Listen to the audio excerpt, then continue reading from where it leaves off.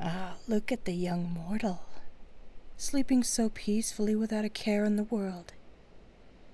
It's too bad that I'm going to have to destroy their entire worldview and possibly scar them for life.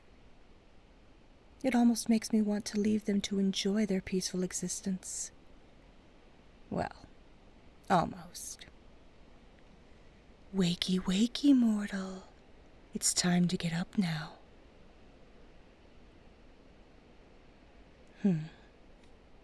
They do indeed sleep peacefully. Wake up, human. When a goddess commands you to get out of bed, it's your job to heed their call. Ah, you're finally awake. Had you not woken up after all that, I would have given you a nightmare worth 1,000 hells. You are definitely the heavy sleeper compared to my other candidates. Now, on to business. Hush, you! There is no need to bluff. We both know you live alone. Even were that not the case, I've called you into a dream of my own design, so no one in the waking world can hear your cries. Now. Your questions will be answered in due time, but first I must ask you this. Have you ever wondered about the truth of this world? About the true predicament you mortals have been placed in? No. Not even an inkling of desire for forbidden knowledge? At least a small bit, I can understand that. There's this phrase I've heard in this age that irks me to no end. Ignorance is bliss, and it does not surprise me that you subscribe to that ideology. How boring it must be, however, to not want to think for yourself, to wonder of nothing. Haven't you ever read a contract before signing it? Thought over the plan of another to see how badly thought out it truly was?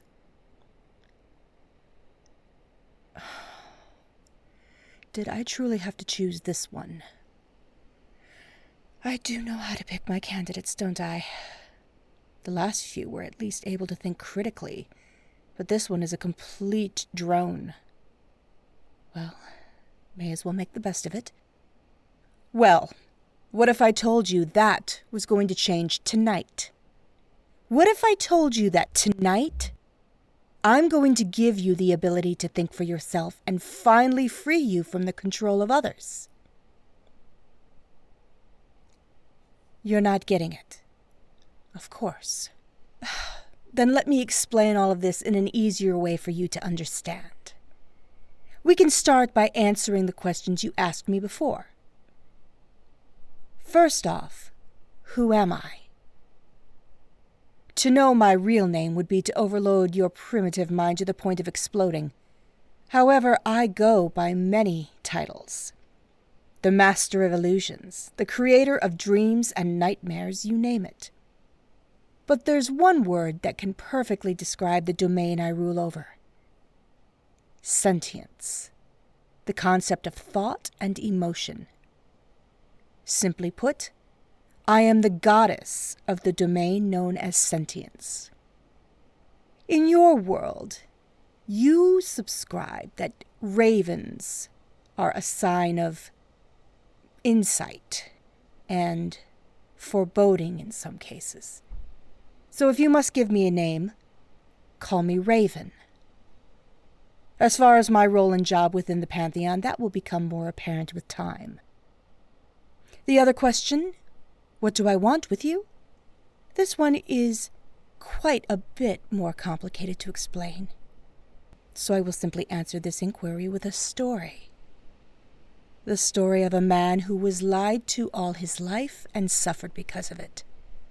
The story of a man known as, let's call him Greg.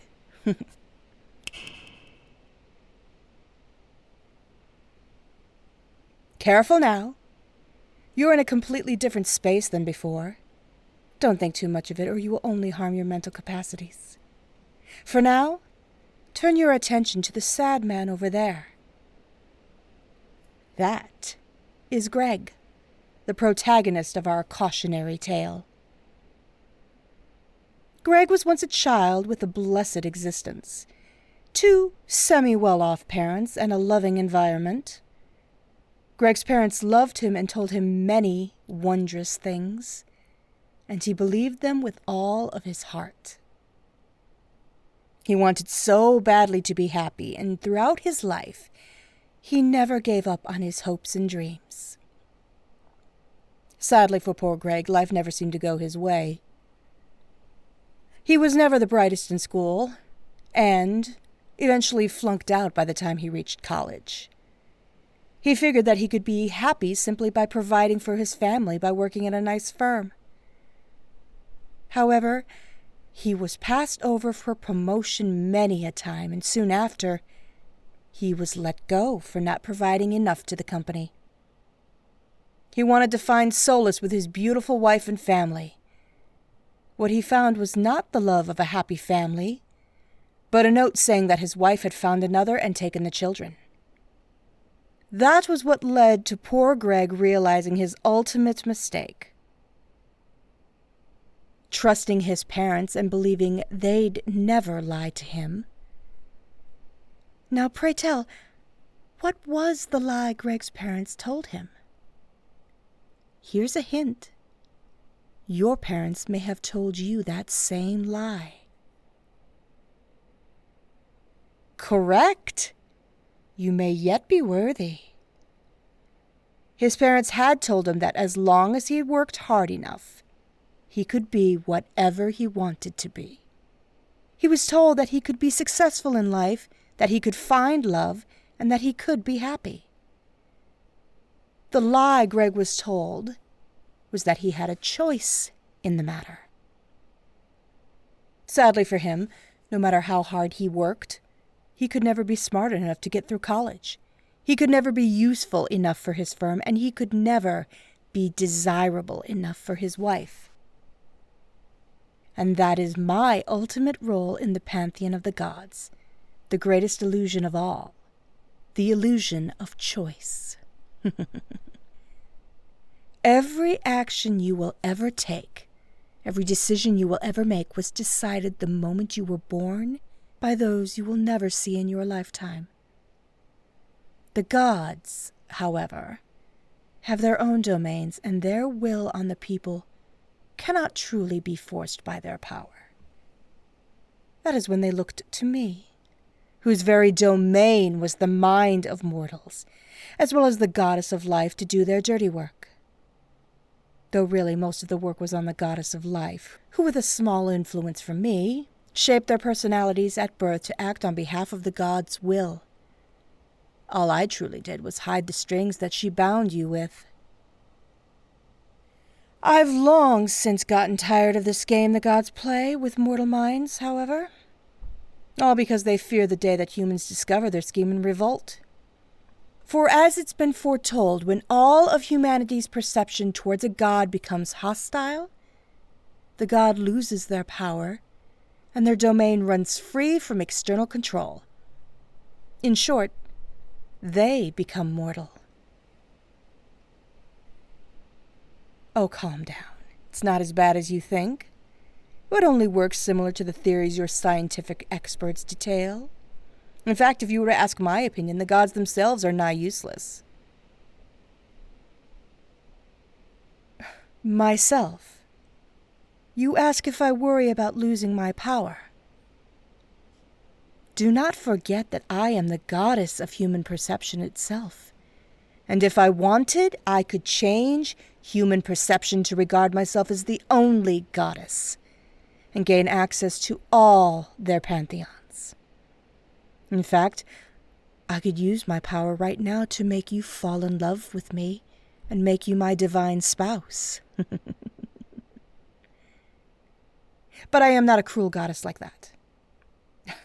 My, that look on your face. You didn't think I was serious, did you?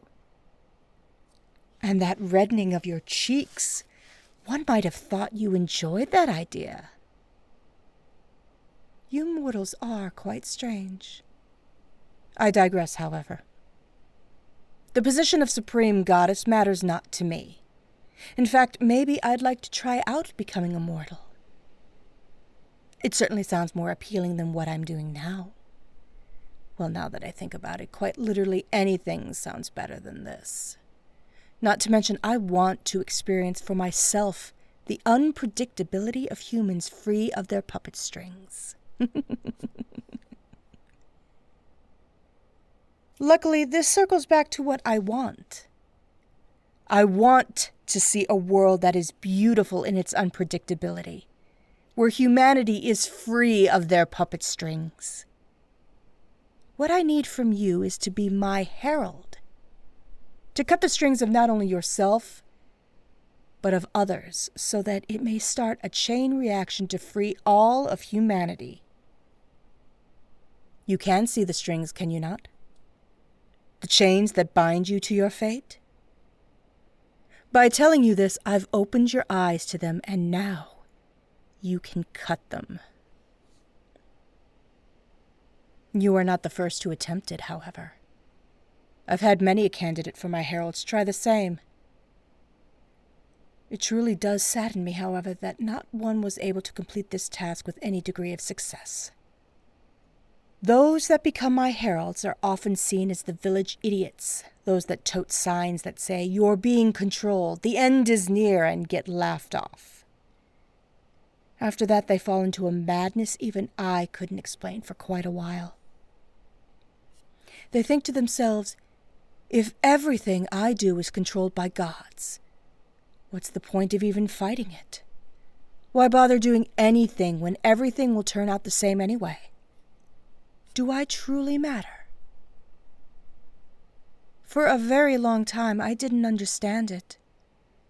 I mean, I told them what to do quite clearly, and it was quite simple, all things considered. Why, then, do they still think they can't do anything?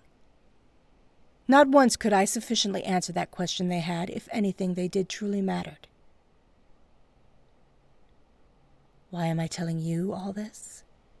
Well, I can't have my herald going into madness again when I've tried so hard to make this work.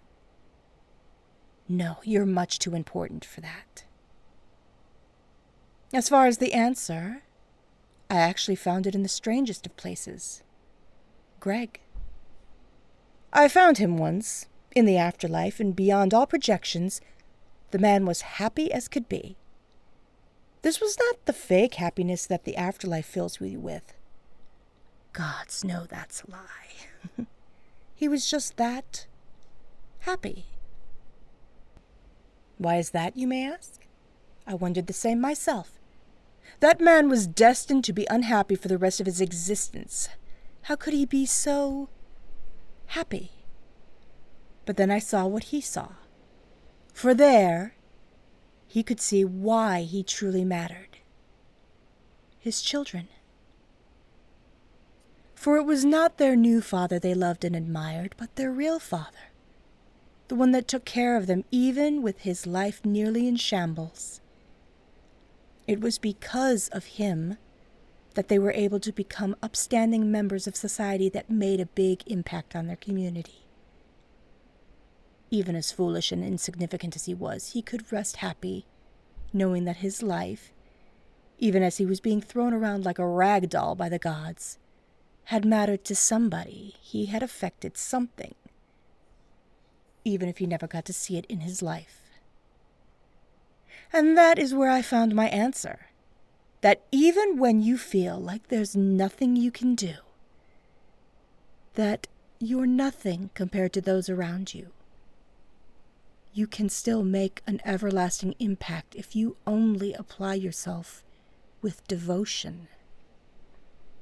The actions you take, if you make that effort, can reverberate not only to those around you, but the people around them, and so on.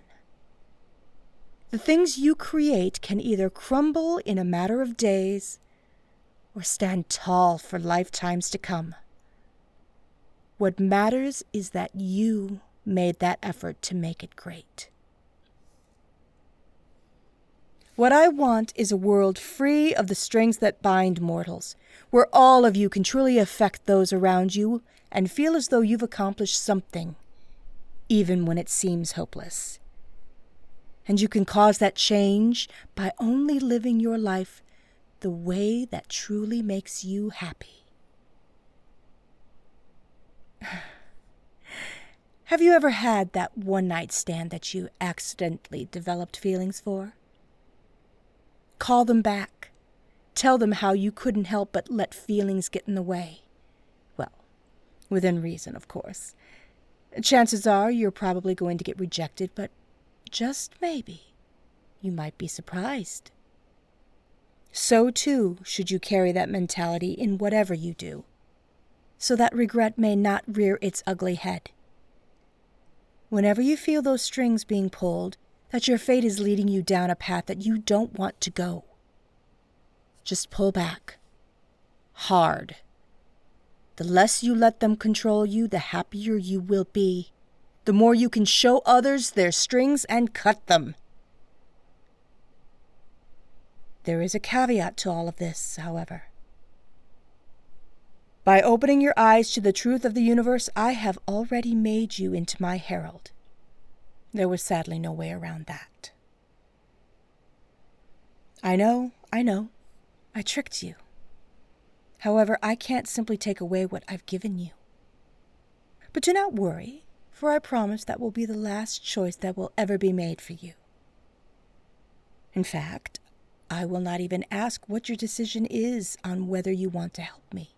That is for you and you alone to decide. Just keep that answer in your heart whenever you need to make it. Remember, it's your choice whether to fight or stay with the strings, and I won't force you. Else I throw away everything I've already told you. I'd only be throwing my own chains upon you and calling you free. Whatever choice you make, all you need to do is be sure of that decision, and fate will surely change. Now I shall take my leave. Live your life. Do what makes you happy. That is all I ask. If you show that happiness of freedom to others, then perhaps they too may be able to cut their own strings and live their lives to the fullest.